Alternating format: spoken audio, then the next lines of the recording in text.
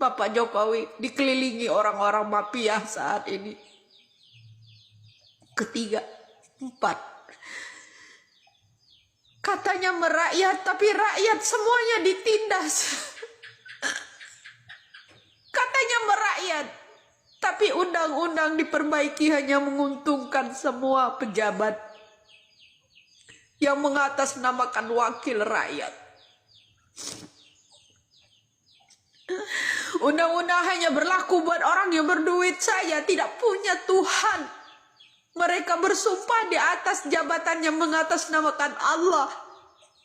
Tapi mereka tidak takut dengan Allah, itu murka mereka semua. Kelima, saya butuh keadilan. Keadilan sosial bagi seluruh rakyat Indonesia. Saudara-saudara kita. Maaf ya, saya sebagai netizen menyala lagi ya, bukan menyampuri kasus Vina ya. Ini permintaan kami ya, termasuk permintaan saya ya. Dalam kasus Vina ini sudah 1 bulan, kalian sebagai penyelidik aparat kepolisian, sebagai lawyer membela yang ini, yang itu, yang ini, yang itu, ya. Kok tidak ada keputusan dari kalian? Cuma yang dibicarakan di forum debat, ini, itu, ini, itu. Penyelidik ini, itu, ini, itu. Hasilnya apa sampai sekarang? Kembali lagi bersama saya di Zul TV.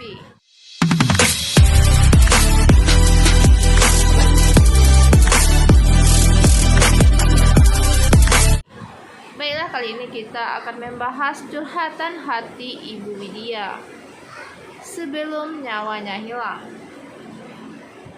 Pesan terakhir dari Ibu Widya, begini videonya. Pesan saya untuk Bapak Presiden Republik Indonesia.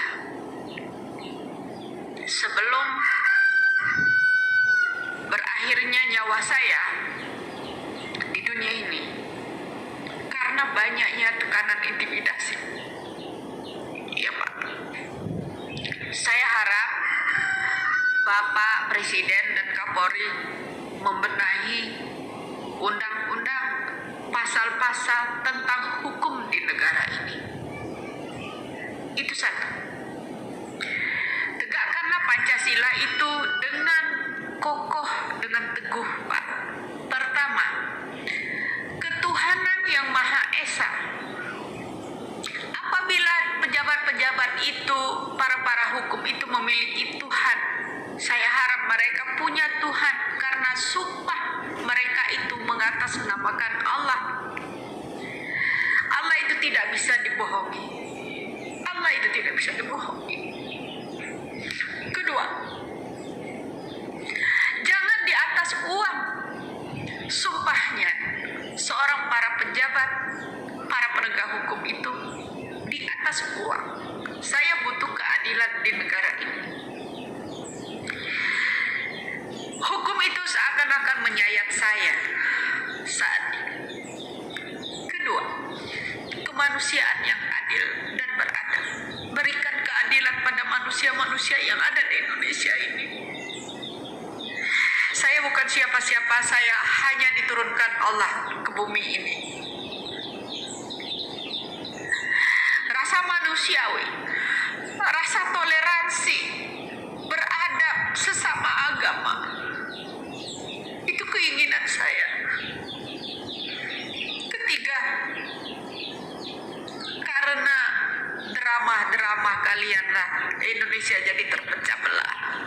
Yang dulunya saya mendukung Bapak Jokowi, akhirnya saya jadi pembenci Bapak Jokowi.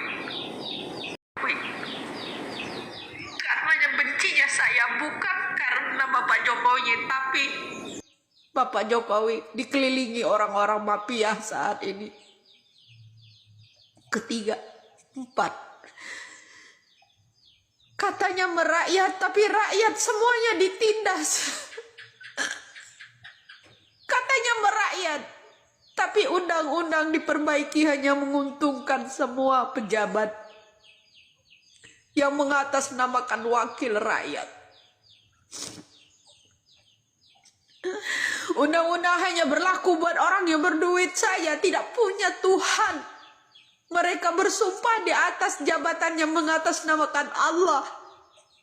Tapi mereka tidak takut dengan Allah, itu murka mereka semua.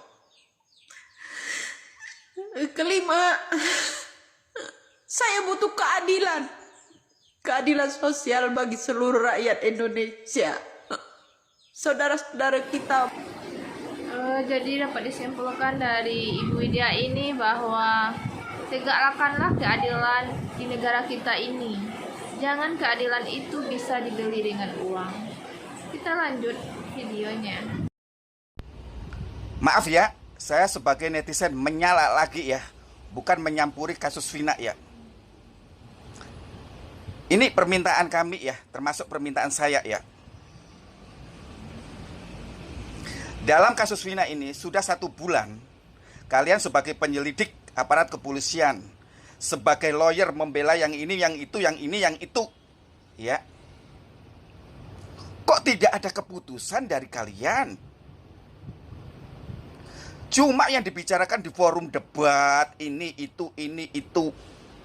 Penyelidik ini, itu, ini, itu. Hasilnya apa sampai sekarang?